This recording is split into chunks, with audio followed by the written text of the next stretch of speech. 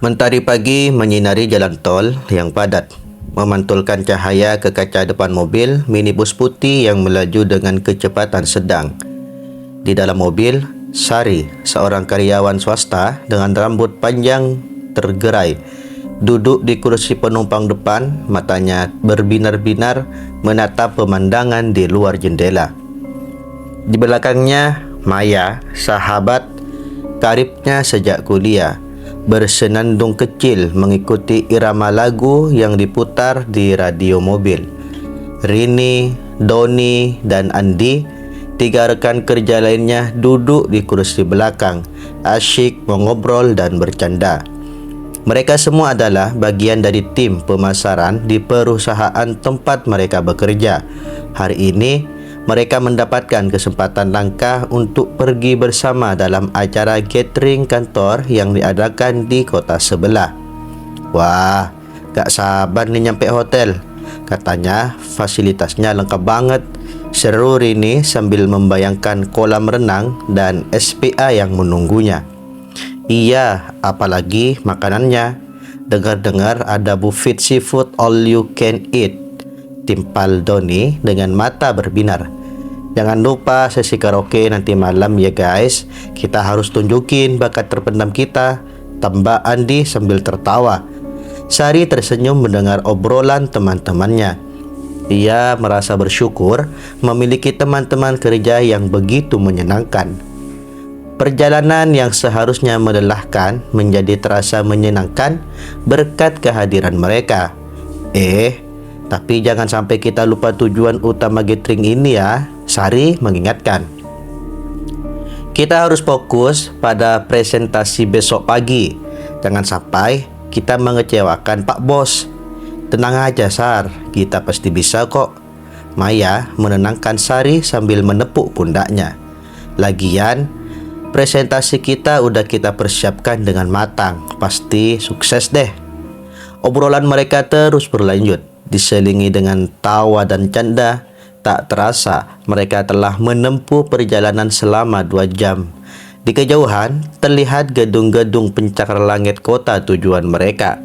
Sari dan teman-temannya semakin bersemangat membayangkan pengalaman seru yang akan mereka dapatkan di kota sebelah. Malam mulai menyelimuti jalan tol ketika rombongan Sari memulai perjalanan pulang. Kelelahan setelah seharian beraktivitas di kota sebelah membuat suasana di dalam mobil lebih tenang. Maya menyandarkan kepalanya di jendela, matanya terpejam, sementara Rini dan Roni tertidur pulas di kursi belakang. Adi yang duduk di kursi kemudi sesekali melirik ke arah Sari yang duduk di sampingnya. Sari terlihat gelisah, pandangannya kosong menerawang ke luar jendela. Adi tahu bahwa Sari memiliki firasat buruk tentang perjalanan pulang ini. Tiba-tiba, mesin mobil mati mendadak. Mobil yang tadinya melaju dengan lancar kini terhenti di tengah jalan tol yang sepi. Andi mencoba menyalakan mesin beberapa kali, namun tidak berhasil. "Kenapa nih, Di?" tanya Sari dengan nada khawatir. "Gak tahu, Sar. Tiba-tiba mesinnya mati," jawab Andi sambil terus berusaha menyalakan mesin. Suasana di dalam mobil menjadi tegang. Maya terbangun dari tidurnya dan melihat raut wajah teman-temannya yang penuh kekhawatiran. Ia mencoba mencairkan suasana dengan melontarkan candaan. Namun, tidak ada yang tertawa. Rini dan Doni terbangun karena suara berisik dari mesin mobil. Mereka melihat sekeliling dengan bingung, tidak mengerti apa yang sedang terjadi. "Kita kayaknya mogok nih," kata Doni sambil menguap. "Di tengah jalan tol lagi," tambah Rini dengan nada kesal. Sari merasakan jantungnya berdebar kencang. Ia tidak suka dengan situasi ini. Jalan tol yang sepi dan gelap membuatnya merasa tidak nyaman. Ia melirik ke arah Maya yang duduk di sampingnya. Maya terlihat pucat dan ketakutan. "Kenapa, Mai?" tanya Sari pelan. Enggak apa-apa," jawab Maya dengan suara bergetar. Sari tidak percaya dengan jawaban Maya. Ia tahu bahwa Maya menyembunyikan sesuatu. Ia menatap Maya dengan intens. mencoba mencari tahu apa yang sedang terjadi. Maya tidak tahan lagi. Ia menunjuk ke arah kaca spion tengah dengan tangan gemetar. Sari mengikuti arah tunjuk Maya dan melihat bayangan wajah Maya sendiri di kaca spion. Namun, ada yang aneh dengan bayangan wajah Maya. Bayangan itu tersenyum lebar, padahal Maya sama sekali tidak merasa tersenyum. Maya menjerit histeris. Air mata mengalir deras di pipinya. Teman-temannya yang lain langsung terdiam merasakan hawa aneh yang menyelimuti mereka. Sari kebingungan mencoba bertanya, namun Rini dengan suara bergetar memintanya untuk diam. Jeritan Maya memecah keheningan malam yang mencekam. Rini dan Doni terlonjak kaget. Wajah mereka pucat pasi. Andi menghentikan upaya, menyalakan mesin dan menoleh ke belakang. Matanya membelalak melihat Maya yang menangis histeris. "Ada apa, Maya? Kenapa kamu teriak?" tanya Andi dengan nada panik. Maya tidak bisa menjawab. Ia hanya menunjuk ke arah kaca spion tengah dengan tangan gemetar. Sari dan teman-temannya mengikuti arah tunjuk Maya dan melihat bayangan wajah Maya yang tersenyum lebar di kaca spion. Itu senyumku," ucap Maya dengan suara terbata-bata. "Tapi aku nggak merasa tersenyum." Rini merinding mendengar ucapan Maya. Ia meraih tangan Maya dan menggenggamnya erat. "Tenang, Maya, mungkin kamu hanya kecapean," hibur Rini. Namun, Maya tidak bisa tenang. Ia merasa ada yang tidak beres dengan dirinya. Ia merasa ada kekuatan jahat yang sedang mengendalikannya. "Aku takut, Rin," isak Maya. "Aku merasa ada yang gak beres." Rini memeluk Maya erat, mencoba menenangkannya. Doni dan Andi saling berpandangan, tidak tahu harus berbuat apa. Sari hanya bisa terdiam, pikirannya kacau balau. Di luar mobil, suasana jalan tol semakin mencekam. Angin bertiup kencang, menggoyangkan pepohonan di pinggir jalan. Suara jangkrik terdengar nyaring, menambah suasana semakin seram. Tiba-tiba, lampu mobil berkedip-kedip. Semua orang di dalam mobil terkejut. Andi mencoba menyalakan lampu kembali, namun tidak berhasil. "Lampu mobilnya mati, Di?" tanya Sari dengan nada khawatir. "Iya, Sar, aku nggak tahu kenapa nih," jawab Andi sambil terus berusaha menyalakan lampu. Mobil mereka kini benar-benar gelap gulita. Hanya ada cahaya remang-remang dari lampu jalan tol yang jauh. Suasana di dalam mobil semakin mencekam. Maya semakin ketakutan.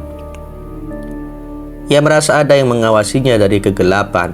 Ia memejamkan matanya rapat-rapat, berharap semua ini hanya mimpi buruk. Rini terus memeluk Maya erat, mencoba memberikan kekuatan. Doni dan Andi berusaha menenangkan diri, namun rasa takut terus menghantui mereka. Sari hanya bisa berdoa dalam hati, berharap mereka bisa keluar dari situasi ini dengan selamat.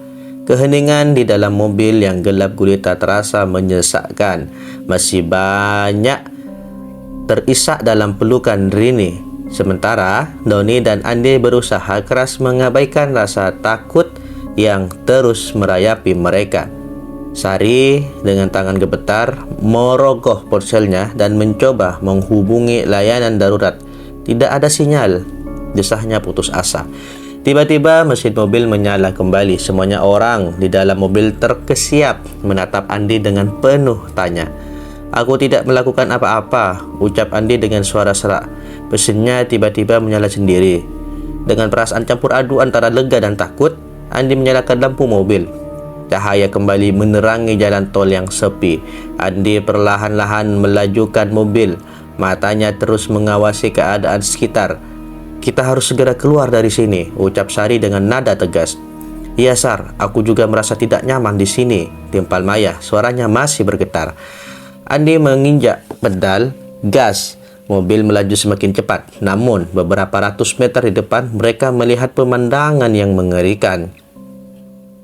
3 mobil terlibat dalam kecelakaan beruntun. Lampu-lampu darurat berkedip-kedip. Pecahan kaca berserakan di jalan dan asap mengepul dari salah satu mobil yang terbakar. Andi mengerem mendadak. Mobil berhenti tepat sebelum lokasi kecelakaan. Semua orang di dalam mobil terpaku menatap pemandangan mengerikan di depan mereka dengan ngeri. "Ya Tuhan," ucap Rini sambil menutup mulutnya dengan tangan. Untung kita tidak sampai di sana, kata Doni dengan suara gemetar. Sari merasakan jantungnya berdetak kencang.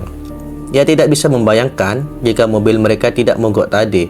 Mungkin mereka akan menjadi korban kecelakaan mengerikan itu. Andi memundurkan mobil perlahan, mencari jalan putar balik. Setelah beberapa menit, mereka berhasil menemukan jalan putar balik dan kembali ke arah semula. Kita harus segera mencari tempat aman, ucap Sari.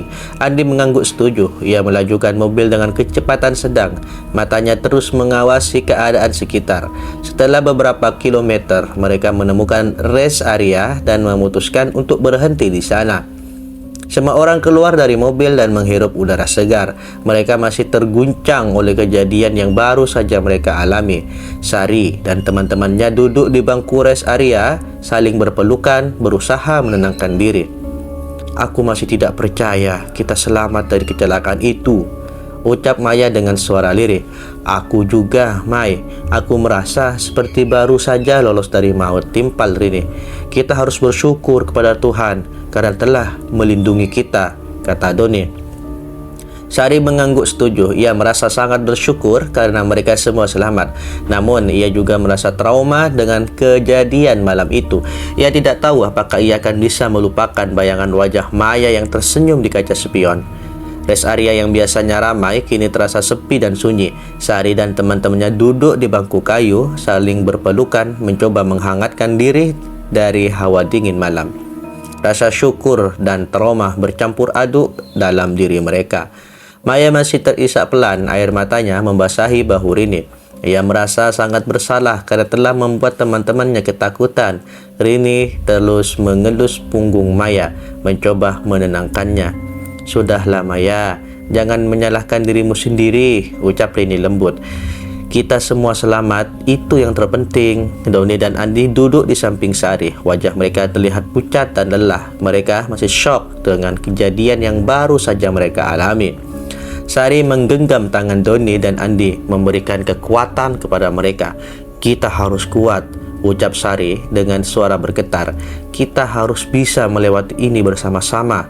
Doni mengangguk pelan, air mata mengalir di pipinya.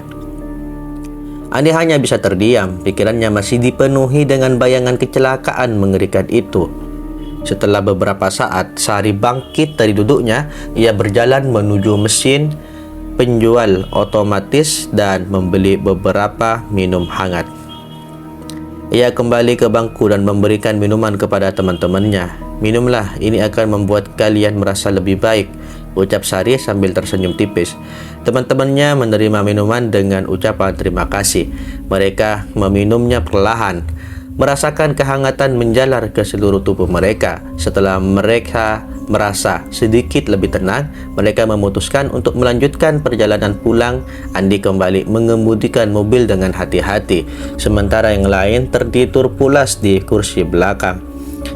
Perjalanan pulang terasa sangat panjang dan melelahkan. Sari terus teringat bayangan wajah Maya yang tersenyum di kaca spion. Ia merasa ada sesuatu yang tidak beres dengan kejadian malam itu. Sesampainya di rumah, Sari langsung masuk ke kamarnya dan merebahkan diri di tempat tidur. Ia memejamkan mata, mencoba untuk tidur. Namun, bayangan wajah Maya terus menghantuinya. Ia merasa ada kekuatan jahat yang sedang mengincar mereka. Keesokan harinya, Sari menceritakan kejadian malam itu kepada keluarganya. Orang tua Sari terkejut dan khawatir mendengar cerita Sari. Mereka menyarankan Sari untuk pergi ke psikiater untuk mengatasi trauma yang dialaminya. Sari mengikuti saran orang tuanya. Ia pergi ke psikiater dan menceritakan semua yang ia alami. Psikiater mengatakan bahwa Sari mengalami trauma akibat kejadian malam itu. Psikiater memberikan terapi kepada Sari untuk membantunya mengatasi trauma tersebut. Setelah beberapa kali terapi, Sari mulai merasa lebih baik. Ia sudah bisa melupakan bayangan wajah Maya yang tersenyum di kaca spion. Namun, ia tetap merasa trauma dengan kejadian malam itu.